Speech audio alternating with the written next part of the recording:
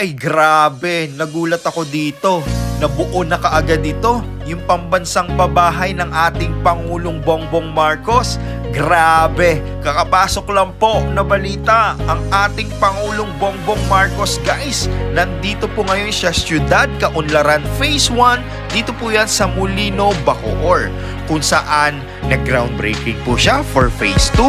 Okay, nag-awarding and turnover po sa mga beneficiary po natin ng mga informal settlers to formal settlers na po sila kasi binigyan na po sila ng bahay ng ating Pangulong Bongbong Marcos. So yung 6 po dyan guys, 2, 4, 6. So okay na po yan, tapos na po yan, turn-over na po sa kanila at dyan na po silang tumira ngayon. So ngayon, yung 3 po yan dyan sa gilid, 1, 2, 3. So ongoing construction pa po yan. So patapos na po yan dahil marami